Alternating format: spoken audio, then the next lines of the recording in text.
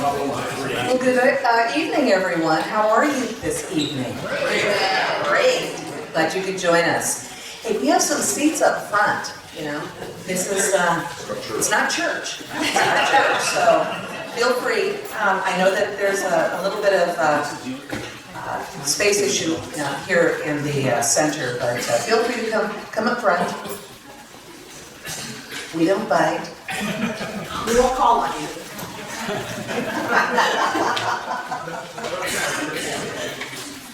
Welcome to our general election candidate debate offered for the public's education and sponsored by the Lakewood Chamber of Commerce. I'm Linda Smith, and I'm the president of the Lakewood Chamber, and I would like to welcome you all, as well as our candidates. Thank you for joining us this evening. It's my pleasure to welcome our candidates for the United States 10th Congressional District, Incumbent Marilyn Strickland and Keith Swank.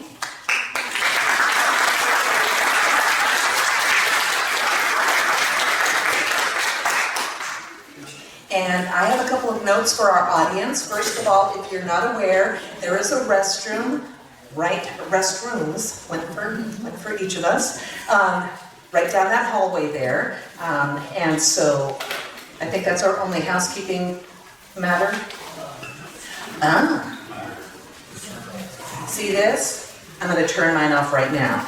So if you know how to silence yours, please do so. And if you don't, like me, go ahead and power off.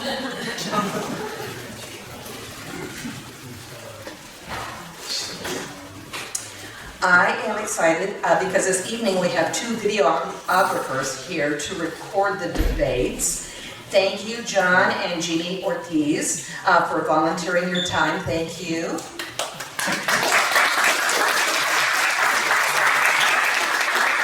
And if you wish to receive a copy of any or all panels, you may sign a release form in the back, which is right there where the blue and red balloons are at, and provide it to our volunteer at the materials table, okay? The form is your pledge to us that you will not edit any part of the video to distort a question or candidate answer. If you're recording right now with your own equipment, we ask that you also sign the same form.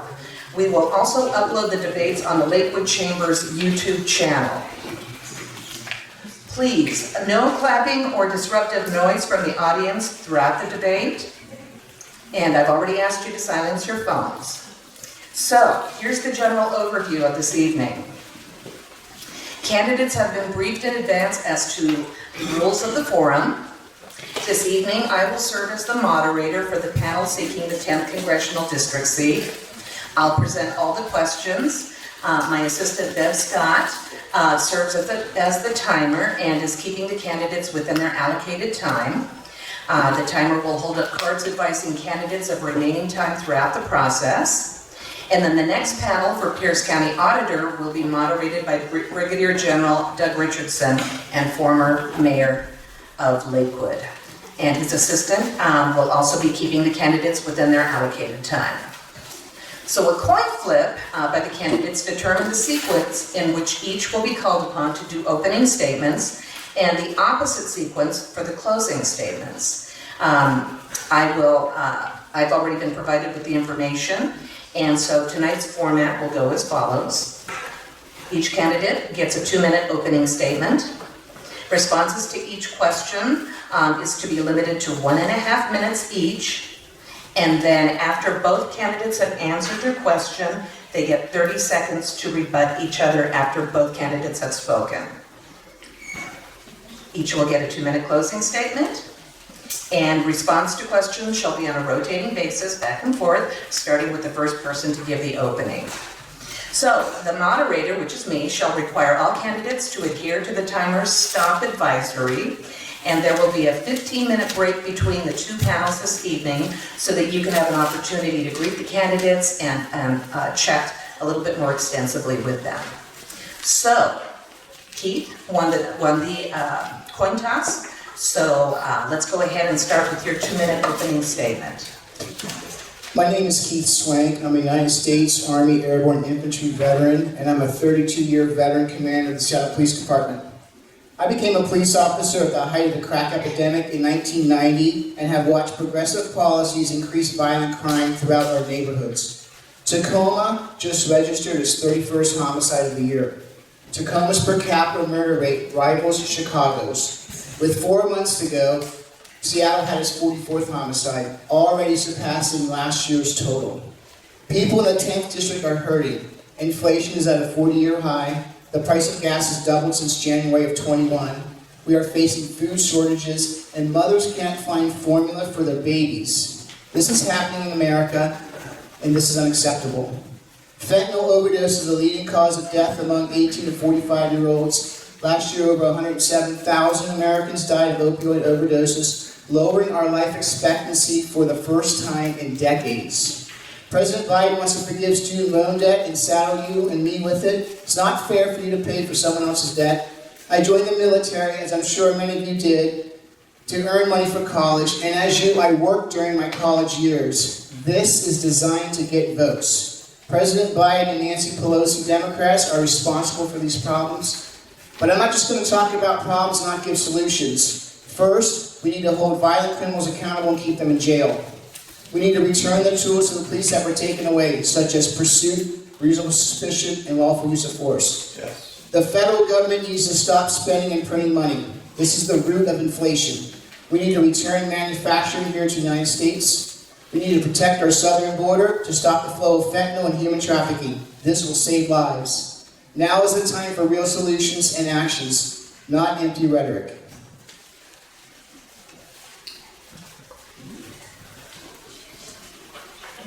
Can you clap?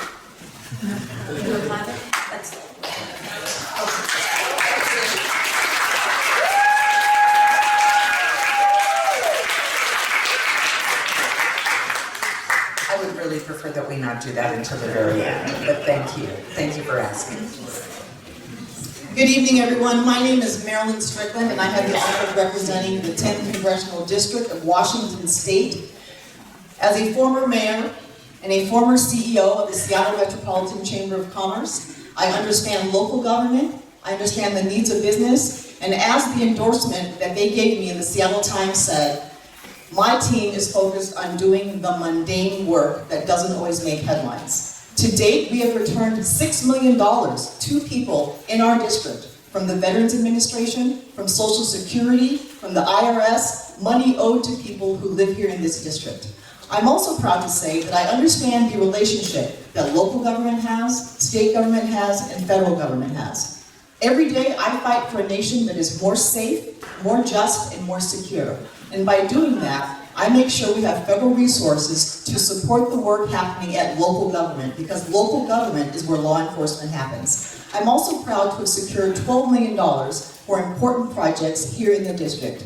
A youth shelter in Shelton, a bus transit center in Spanaway, a veterans hub in Lacey, doing the work that we need to do to meet the needs of this very, very diverse district in every possible sense of the word. It's urban, it's rural, it is suburban.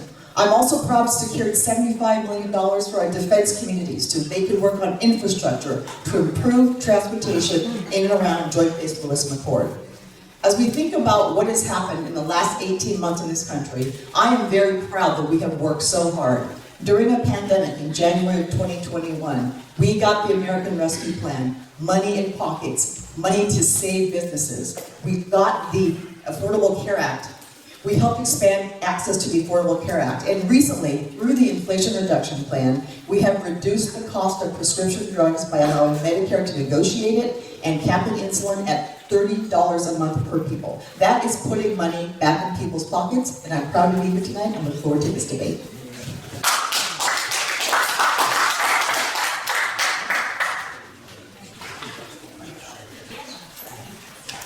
Okay, so let's go with the first question, and Marilyn, you'll go ahead and start out. This is actually a two-part question, so please answer the question as presented because there will be a second part, okay? What do you believe are the top 3 issues facing our nation? Absolutely. So number one, we need to focus on a nation that is safe for all people. Every person in every neighborhood deserves to feel safe. That affects your quality of life. It affects businesses, it affects where people decide to move. The second issue is inflation. It's affecting all of us. From the gas pump to what you pay for groceries, that affects every single person in this country. And then I would say number three, democracy is in danger right now. We need to be very, very certain to make sure that our elections are fair, that we're certifying them, that we actually accept results when elections are certified by every single Secretary of State in the country, and make sure that this country remains democratic and free for all people. This is about freedom, this is about safety, and it's about protecting and preserving democracy. Crime's at an all-time high throughout the country and throughout the 10th Congressional District. In Pierce County, armed robberies up 196%, motor vehicle thefts up 121%, catalytic converter theft is up 10,000%. That wasn't in the statement, it's 10,000%. People don't know when they walk out of their house if they're going to be harmed or if the car is going to be there and walk outside. And then inflation. Inflation is at a 40-year high, but it's really higher than what the federal government tells you at 9.2%. Because everything you go to buy at a store is more than 9.2%. Gas has doubled, that's more than 92.2%. They don't take that in consideration when they're talking about inflation. But everyday people in the 10th Congressional District take that in consideration when they're making decisions for their family about what they want to purchase and how they're going to live their life, whether they can go on vacation, whether they can buy nice things at Christmas time for their children. These are the things that are important. And lastly, fentanyl. Fentanyl is killing Americans at such a high rate that we have lost 2 years in American life expectancy. Imagine that. Almost everybody in this room probably knows of somebody or knows somebody who died of an opioid overdose in the last couple of years. It's devastating, and we need to stop it, and my mic keeps cutting out.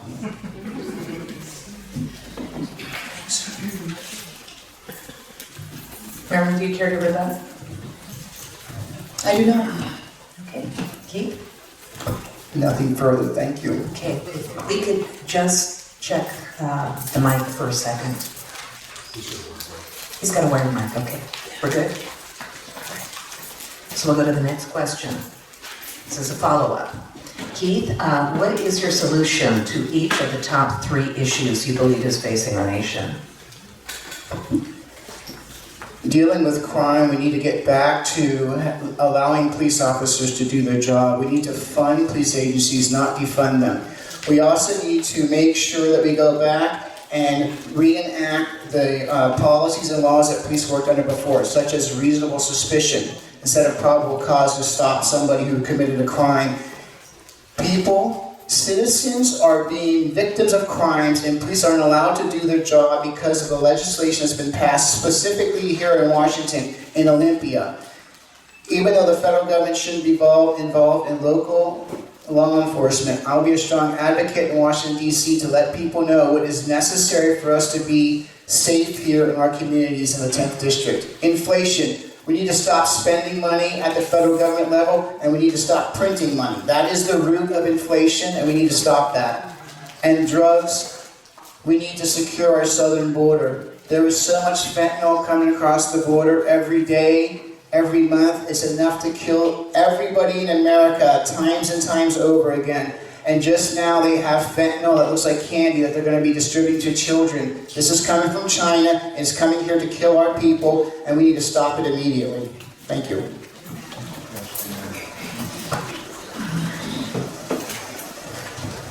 Right, so in order to deal with public safety, and I say this from my time as mayor of Tacoma, policing is a local issue. Police budgets are a local issue. And Keith is right. They actually passed state laws that had an impact on the ability for police to have pursuits. But here's what the federal government can do. We can provide grants that local police departments can apply for. And I say this because I applied for and got them when I was mayor of Tacoma. The Burn Justice Grants, community-oriented policing grants. There are buckets of money available at the federal government that local law enforcement can help pay for. Number 2, voting and democracy. We have to protect and defend the Voting Rights Act. Until this last session, the Voting Rights Act was automatically approved by both parties. And something has happened and changed in our politics where it's become a wedge issue.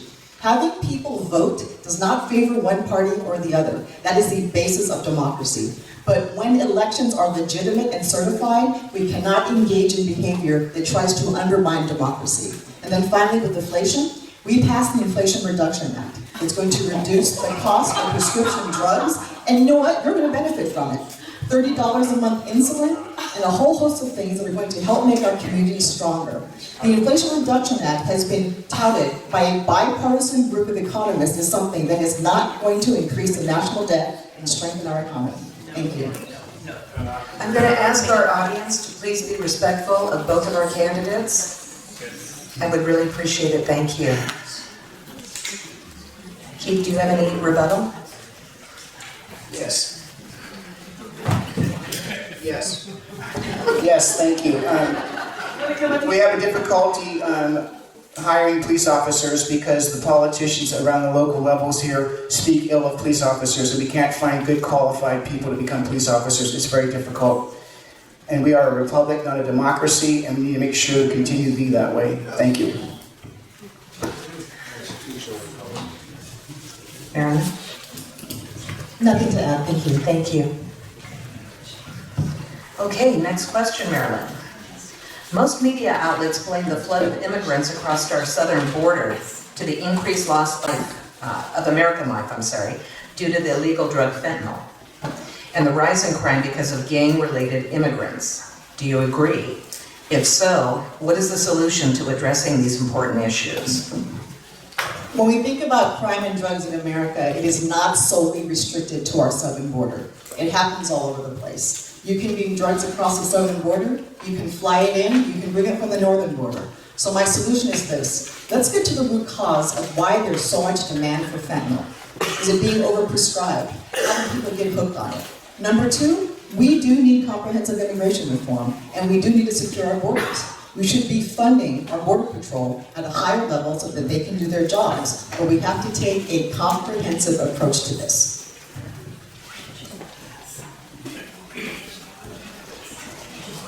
I agree with the Congresswoman that we should secure our borders. And one of the reasons why we should secure our borders is because of fentanyl that's coming across our southern border. If it's coming across our northern border, then we should secure the northern border too. I'm good with that too. I want to stop fentanyl from coming across and into America and killing our children and killing people. It is inhumane for us to not stop that whenever we have the opportunity to do so. Also, violent gangs and terrorists come across our borders. They probably come across the southern and the northern border, but MS-13 is in every state of the Union. They are in Fairbanks, Alaska. These are violent people who care nothing for life. All they care about is committing crime, which mainly deals with narcotics dealing. So we need to stop that. We need to secure our border to keep our people safe. And we do that by making sure we enforce the laws and secure our border firmly.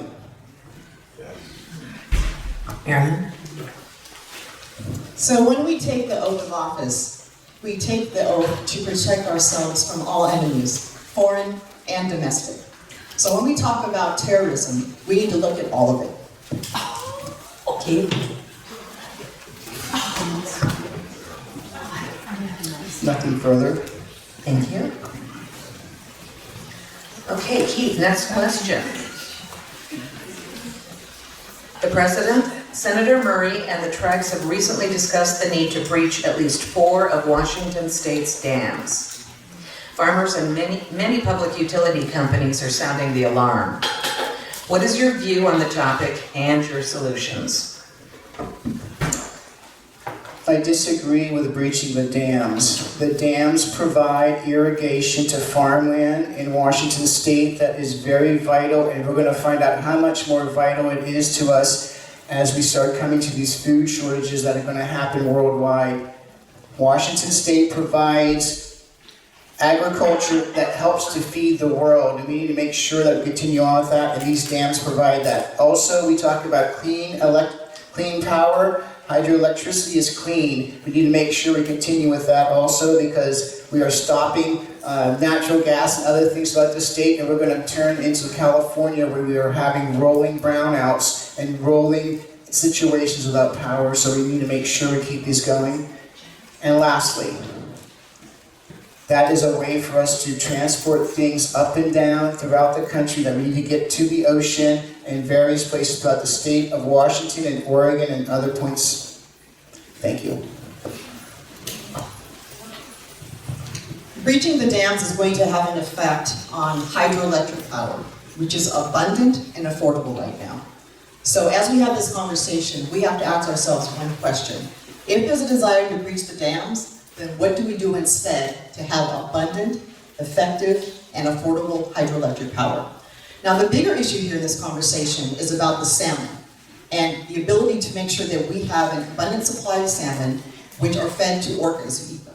With that said, I think there's a way for us to stop litigating like we have for the past 20 or 30 years and say to everyone, what is everyone's desired outcome? We agree we want hydroelectric power. Number 2, we agree that we want it to be abundant and affordable. Number 3, we want to respect tribal treaty rights and make sure that salmon is available. I believe there's a way to do that if we're willing to come together, talk about what our common goals are, and find a way to work together. Keith? Nothing further, thank you.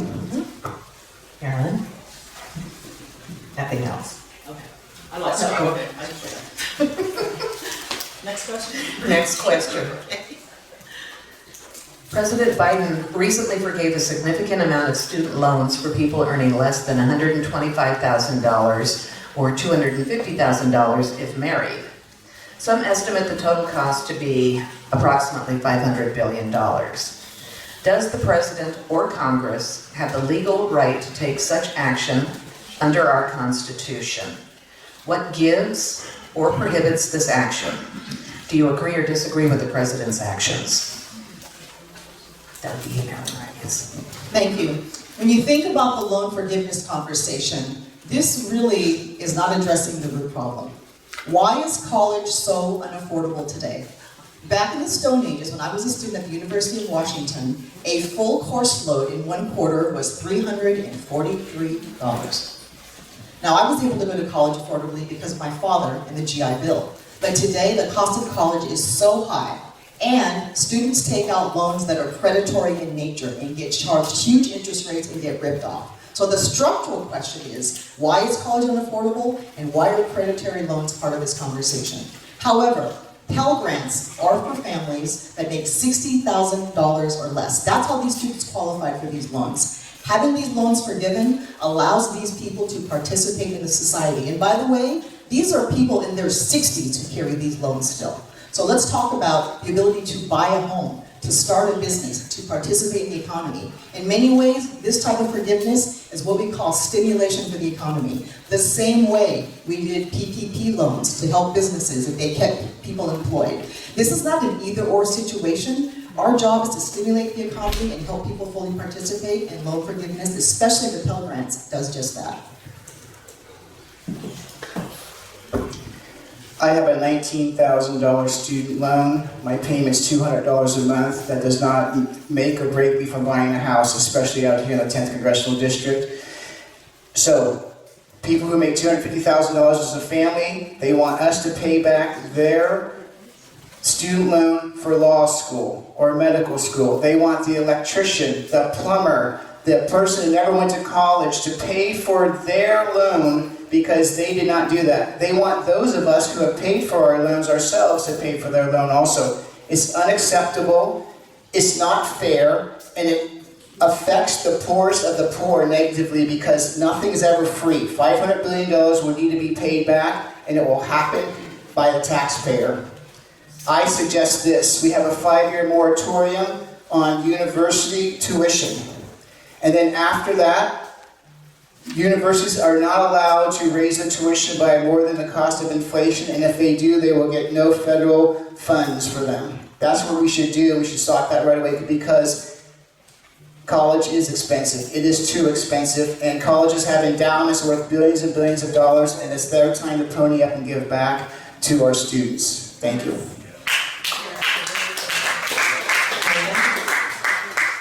And yes, we do agree on this. And the one thing that's changed is that state government does not provide as much subsidy for college tuition as it used to.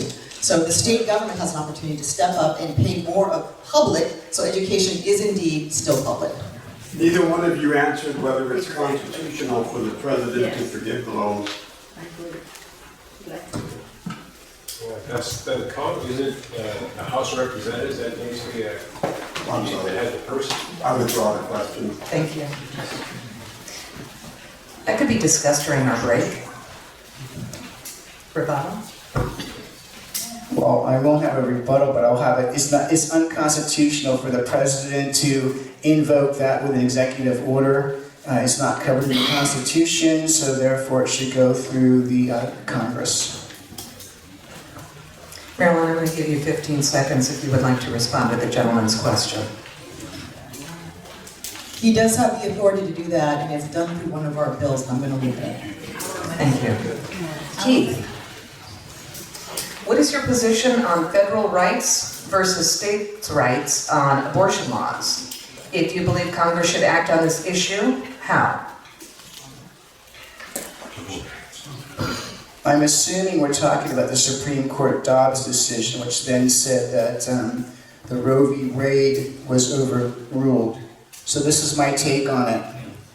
It's a states' right issue. The court made the right decision. The people of the state of Washington have spoken.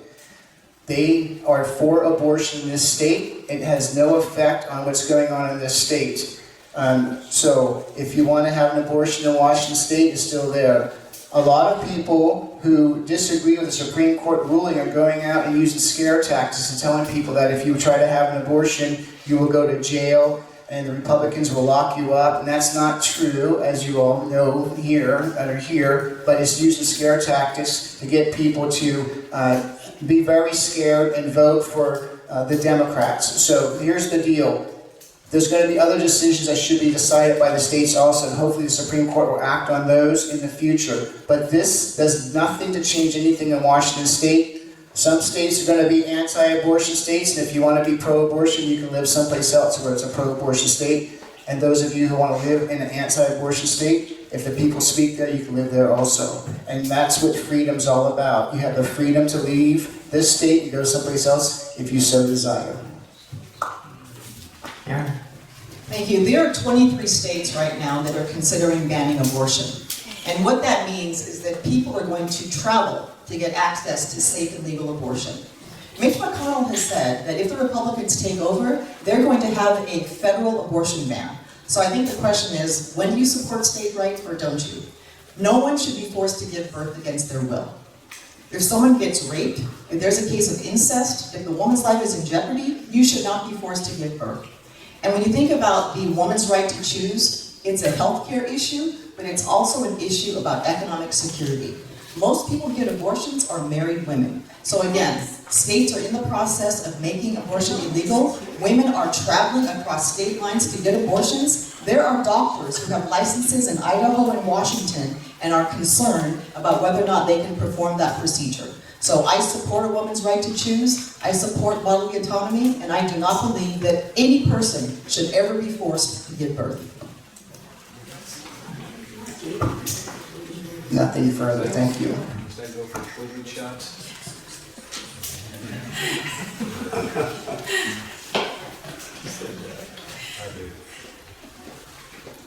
Okay. Keith. The President is expected to ask Congress to pass new gun control legislation in the near future. What will you support and what will you oppose in future proposals? I'm going to talk to you about public safety here from a cop's perspective. Throughout the nation right now, we have an 11-minute response time to priority 1 calls. Can you imagine 11 minutes when there's somebody violent in your home that's trying to kill you and or your family?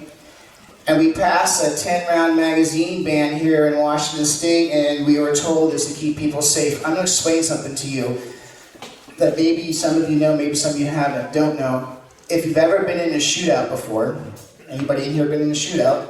When you are inside something like that, your fine motor skills deteriorate, and you may need way more than 10 rounds to be able to defend yourself or your family.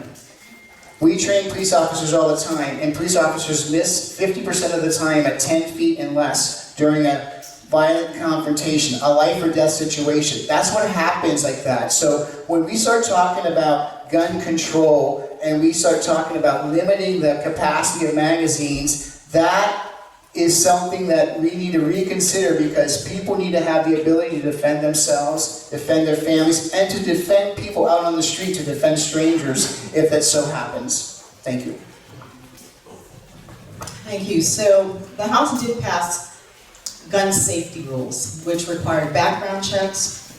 It dealt with the boyfriend loophole that allowed someone who had a record of domestic violence to get access to a gun. And a lot of times when gun violence happens, it is intimate partner violence. It is domestic violence. I do not believe that anyone who is not a civilian, who is a civilian, should have access to an automatic weapon. And the one sad example I use is that Tacoma police officer Jay Gutierrez lost his life in a SWAT raid because someone in a house, in a DV situation, had access to an automatic weapon. So as we talk about safety, people should be safe to send their kids to school. You should be safe going to a concert. You should be safe going to a movie theater. You should be safe going to the mall. Common sense gun reform means that you have to get a background check, just like you have to get a background check to drive a car or to have car insurance. This is common safety gun rules that keep us all safe.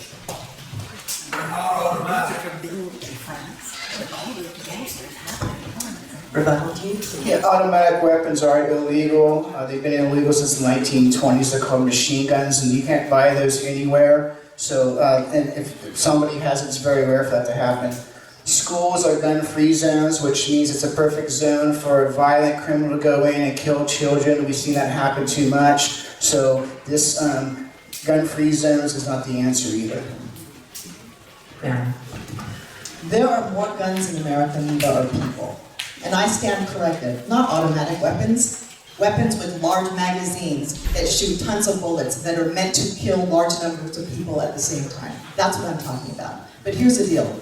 More guns do not make us safe in this country. Common sense gun rules, dealing with domestic violence, and making sure that it is safe to go out in public, that's what's going to keep us safe. Thank you. All right, we've got closing comments. You have 2 minutes, and we'll start with Marilyn. Right, well, thank you so much. It has been such a joy and a pleasure to be here today.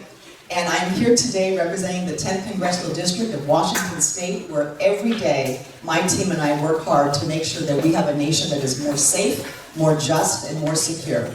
Having served in local government, having been a chamber CEO, as the Seattle Times said during their endorsement interview with me, they said, I have a strong understanding of the mundane but essential work of serving our constituents. Giving $6 million in refunds to people and understanding that the federal government, our job is often to help state and local government be more effective. We've secured $12 million in projects, $75 million for JBL and transportation. I am proud to serve on the House Armed Services Committee and the Transportation and Infrastructure Committee, making sure that we are taking care of the families and the men and women who wear the uniform every day. I'm fighting to build more housing on JBLM. I'm fighting to make sure that the basic allowance for housing is increased. Families can afford to live in this very expensive region where housing is a premium. I have passed rules to make sure that we're able to ensure that our families who serve the military do not go hungry. There's a lot of work to do. And this job is a serious job that requires someone who understands multifaceted things. From the military, from transportation, from local government, from small business, and someone who has the broad base of diverse support that represents this community. Not just diverse by age, ethnicity, and race, but diverse by rural, urban, suburban. I am proud to be endorsed by Democrats, Independents, and yes, Republicans. This is the 10th Congressional District of Washington State. It is my honor to represent you, and whether or not you vote for me, my team and I work hard for you every day, both here at home and DC, doing the work to deliver for you. Thank you.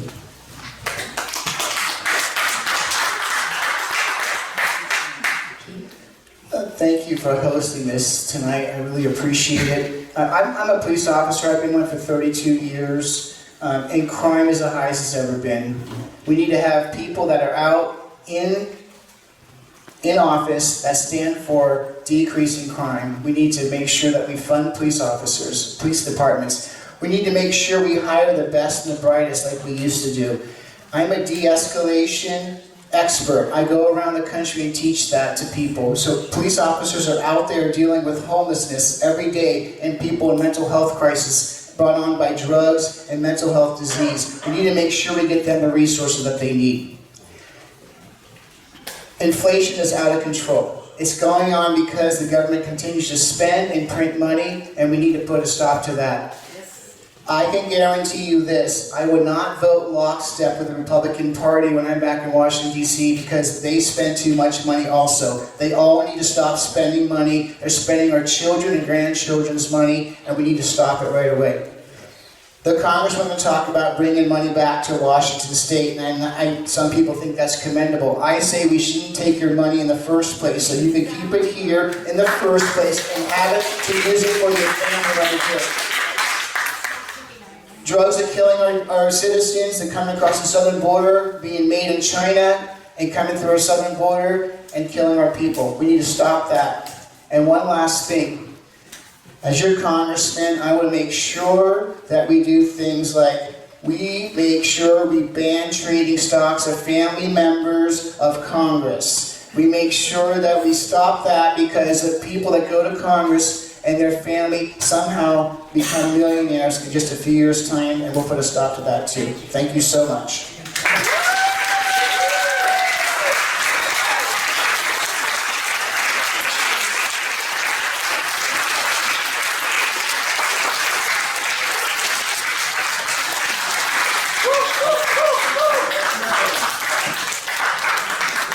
Okay, all together now, I'd like to thank the candidates for an excellent debate. Okay, let's give them both a round of applause.